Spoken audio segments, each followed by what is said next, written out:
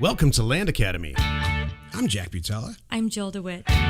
We show you how to buy real estate for half of what it's worth. And sell it on the internet really fast. We are Jack and Jill, and this is the Jack and Jill Show too.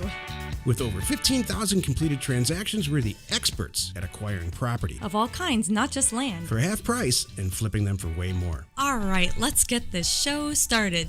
Jack Butala with Jill DeWitt. Happy Tuesday. Welcome to our show today. In this episode, Jill and I talk about mailing offers to the same county twice. Why would you do that? Cracking me up. Before we get into it, let's take a question placed by one of our members on the landacademy.com online community. It's free. Cool. All right. Katrina asked, this is actually one of our weekly calls. This is a really good question, so we wanted to throw it in here for everybody. This is the kind of stuff we talk about, by the way, on our weekly member calls. Do you recommend outsourcing the initial incoming call from sellers to a service, like if you're working full time? Should the calls be answered live? This is really good. Go ahead, Jill. Because most of our members are in that situation. Yeah. So they nearly all. Yeah, they have a day job, and as they should be. Exactly. Nobody's quitting their anything yet for if they do, and if they do quit their day job, it's not for a very, very long time until it makes no more sense to have that day job. So I'll get off that soapbox. Anyway, the answer is yes. And there's so many good, cheap alternatives out there. Yes, and yes. There's three questions in there. Mm-hmm. You want to go take it? Yeah. I mean, the last question is, do you need to answer your phone live? And the answer is not yes, it's hell yes. There's a huge statistics out there, and that's not coming from just me, that when somebody answers the phone, there's a much better response and a much better yield to whatever you're trying to do, whether it's sell or buy or whatever. Mm-hmm. Even if it's somebody that's, an assistant or somebody in another country that you hire or whatever. So like everything, we're solving this problem, but it's, we're solving this problem for our members. By getting a contract with people who do this. They outsource answering the phone. Mm-hmm. But don't wait for it.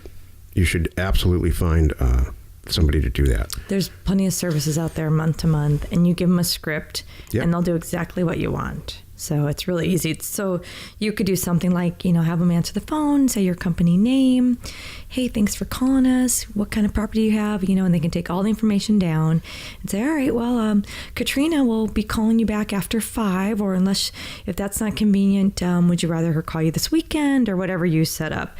And they can make that happen for the people, make it real easy for you. It solves two problems. Number one, what'll end up happening is if 15 people call you while you're at work, you'll get a script.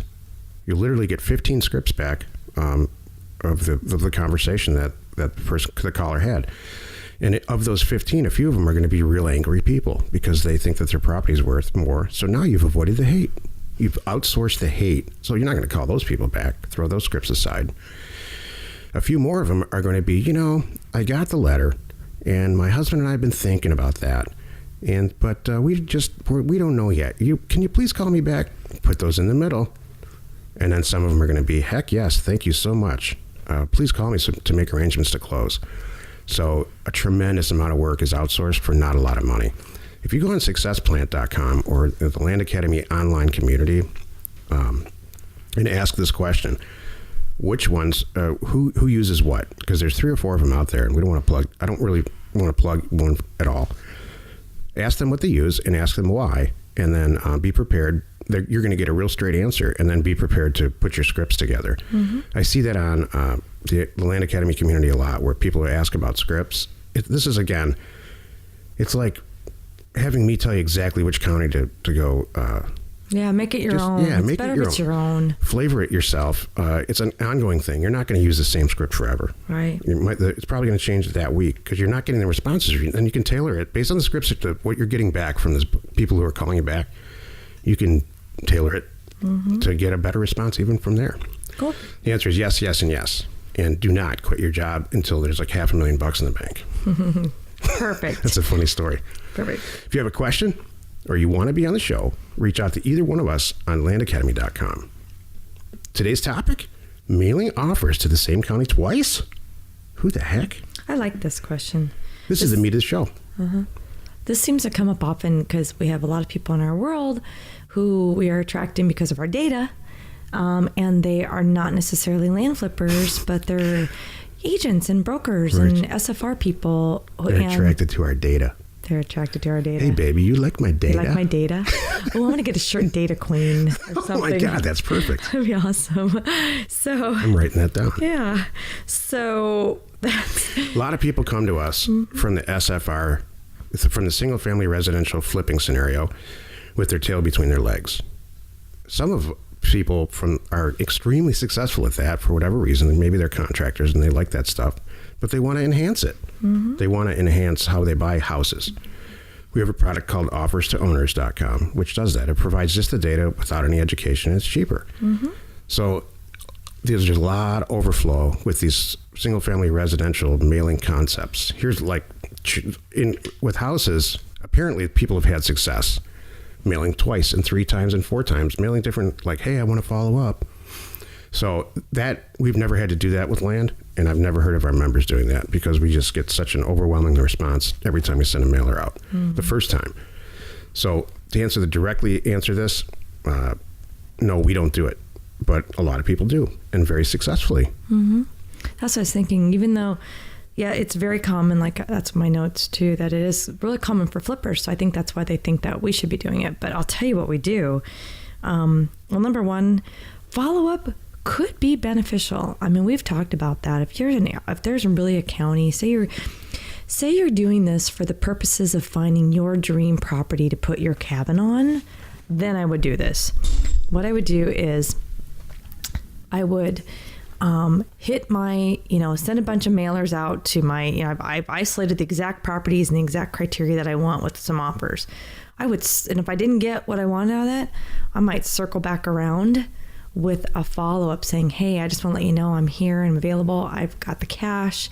I'm really serious about buying your property because I'm searching. And the reason I'm doing it would be because I really only want that area, and I'm trying to really get those people and smoke them out.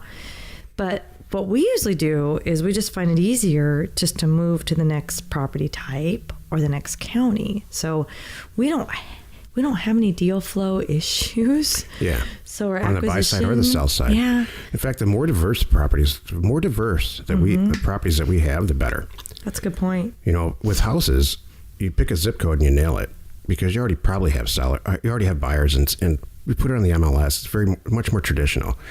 With land, if you have one property in 50 states, each of the 50 states, you're going to sell them all if they're priced the way we do it. You'll sell them all that week.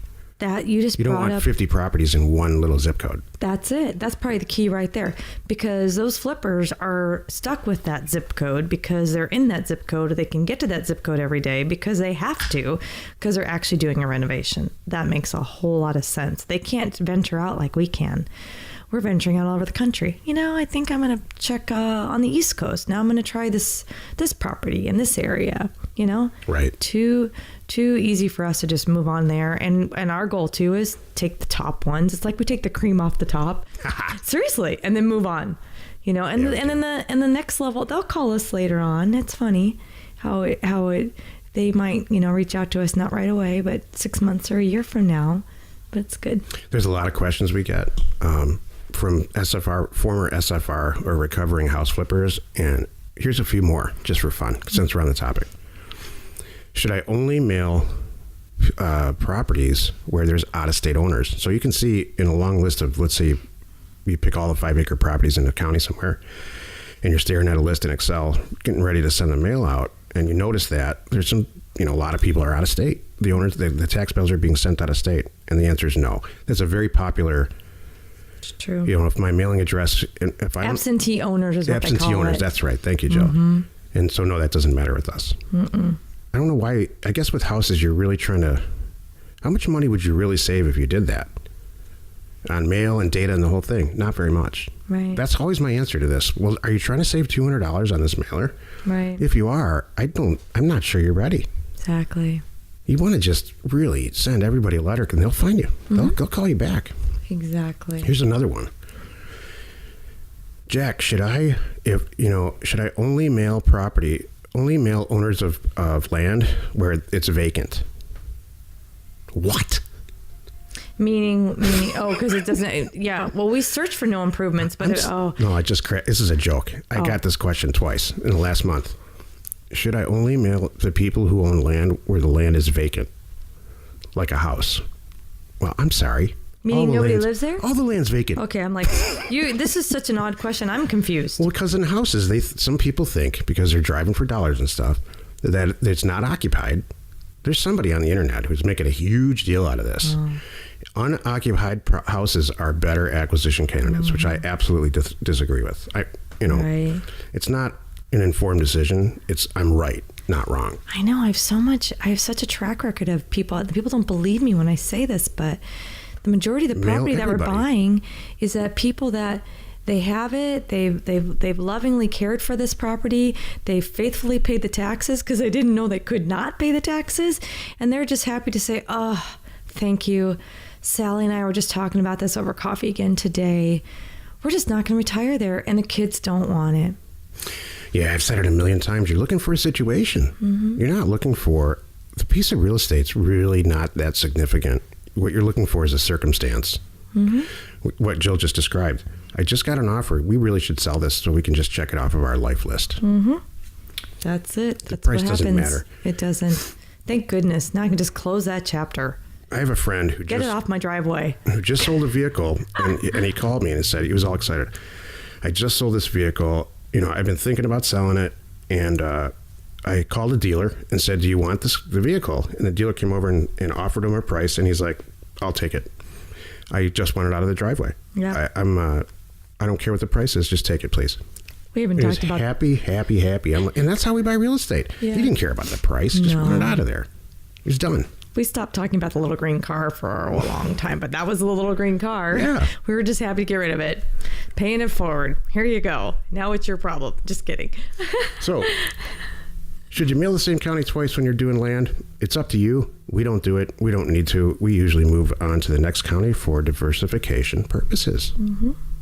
Join us in another episode where Jack and Jill discuss how to use information, that's me, and inspiration, that's me, to get just about anything you want. We use it every day to buy property for half of what it's worth and sell it immediately. You are not alone in your real estate ambition. Good show, Jill. Yeah.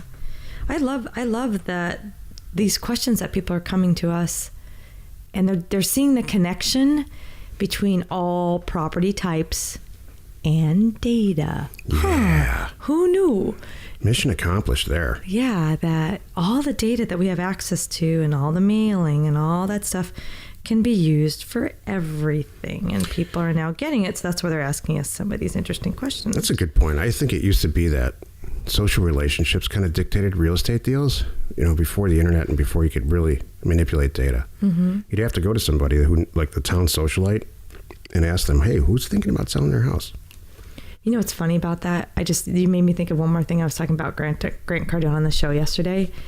One of the things that he told people was, when you're getting started in something, one of the reasons he said was just get to know some people who are already doing it. Because he said, let's just cut to the chase here, folks. It's still not what you know, it's who you know. Oh. And he said that in his world out loud. It's on Facebook Live right now. Seriously, he said it's still who you know. And I'm like, oh, so I love when people tell the truth. I know, and I love it. It's exactly because I'm like, he's clearly saying go out and meet some people and make some connections. It's going to help you out. Period. It's still hard work. It is. There's no tricks. There's no secrets. There's no secret county. That's true. You don't have to spend a ton of money at all. You just have to get organized, and you have to stay motivated, mm-hmm. Get organized, and do whatever it takes. Yep. That's it. Information and inspiration to buy undervalued property.